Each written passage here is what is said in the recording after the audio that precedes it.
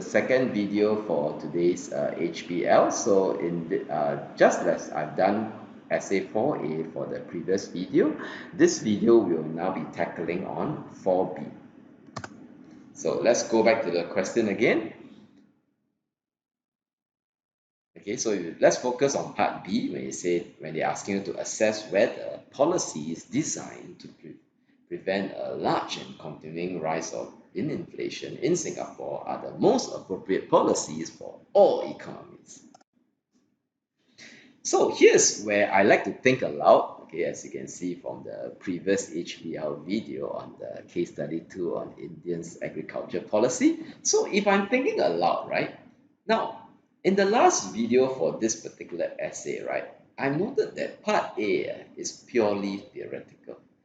So even if they give you an essay question with a preamble, sometimes part A may have nothing to do with the preamble. But when it comes to part B, right, it will always be useful for you to think of the preamble as you are dissecting how to approach part B. So if you read the preamble, right, in context, okay, Singapore has been doing relatively well in her policies to manage inflation, given that in 2017, our annual inflation is lower compared to many other countries. So this question B is thus asking you, given that these policies used in Singapore have been so effective, would you recommend these policies for other countries as well? Okay, are these same policies appropriate or they may not be appropriate? So now, students should approach this in this manner. First, you want to explain how the current policies, right, that we use in Singapore, how do they typically work to manage inflation? So, for example, right, your tutors should have said to you many times in class that when it comes to macroeconomic policies done in Singapore, you usually cannot run away from two particular policies. One is our exchange rate centered monetary policy, where our default policy for that is typically a gradual as well as a modest appreciation. And the second group of policies, right, you cannot run away from Singapore. These are basically supply side policies. So we have both short run supply side policies and long run supply side policies to manage inflation.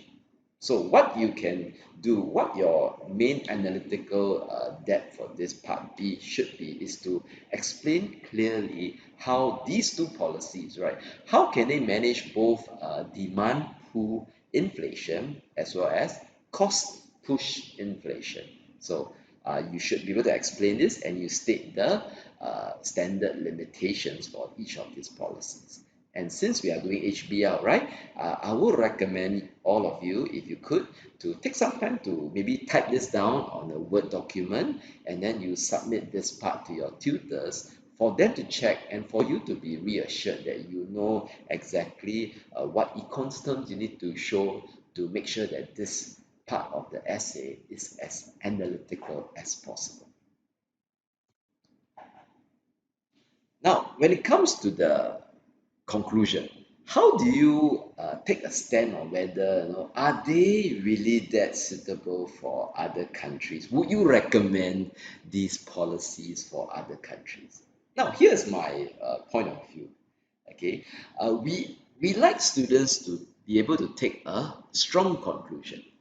And we like students, right, when they take a strong conclusion, right, to be able to justify them well, showing the British markers, the Cambridge markers, that you are aware of the context of the Singapore economy. So I'll recommend the stand to take is that these policies, especially supply side policies, right, they are very unique to Singapore and why they may not be appropriate for many other countries. For example, right, many countries have very strong labor unions. Their workers, right, are in unions that are rather militaristic. Okay, they are quite anti-government. So for these countries, right, if you want to follow the short-run supply-side policies that Singapore use to, let's say, manage wage push inflation, you have to institute a wage cut. Okay, you have to get all the workers to accept that during bad times, okay, due to we have this flexible wage scheme, okay, you have to cut the flexible wage part. That means a wage cut. Okay, can you see that in many of these countries, right, if you have a strong labor union, instituting a wage cut will lead to many of them going on strike. Okay, they don't have the same tripartite relationship that Singapore is very proud of. The relationship between the government, the employers, as well as the employees. So these countries, right, you cannot have wage cut. You cannot have flexible wage to manage a wage push inflation. And our second policy, right, the policy of upgrading the skills of the workers so that their productivity can increase, so that when they ask for higher wages, there need not be wage push inflation.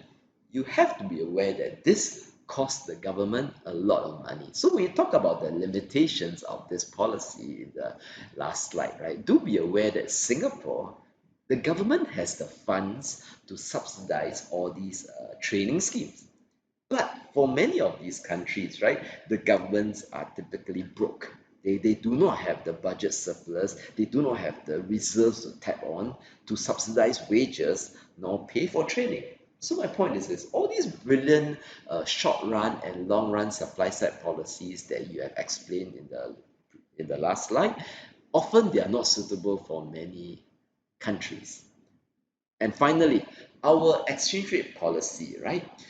You must understand that this exchange rate policy works for us because we are basically a small and open economy. So our domestic market is pretty small compared to many of these countries.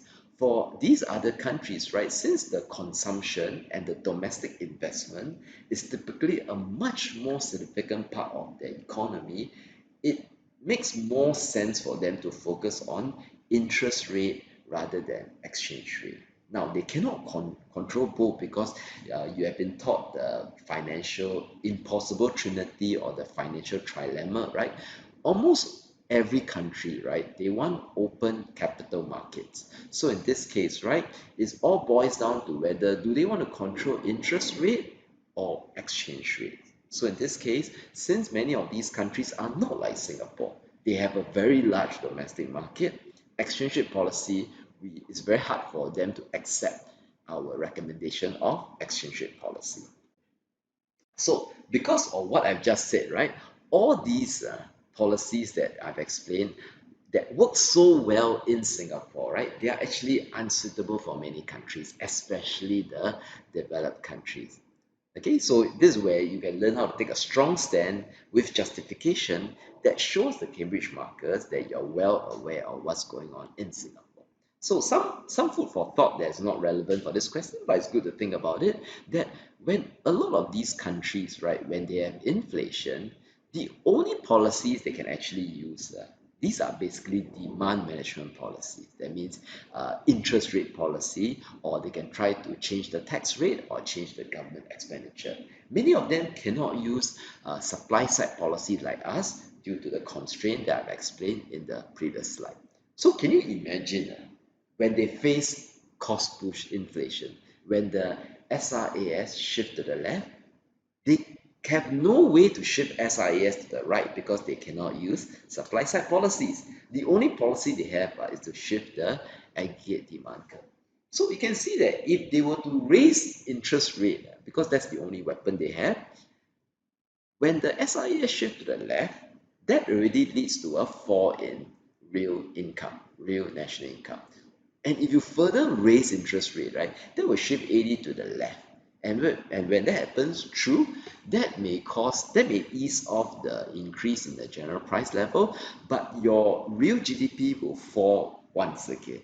So in this case, right, this is how economists call a hard landing. That means when you're trying to cool down your economy, you succeed in doing that, but at a great cost to your economic growth.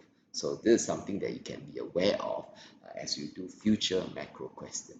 Okay, so I hope you understand how the approach to this part B will be. So again, I'll encourage all of you, if you are not so sure of your concepts, do type out your answer for explaining how gradual and modest appreciation can help to reduce our type of demand pull inflation, as well as to explain how short run and long run supply side policies can also ease both our wage push and to a certain extent also our demand pull inflation.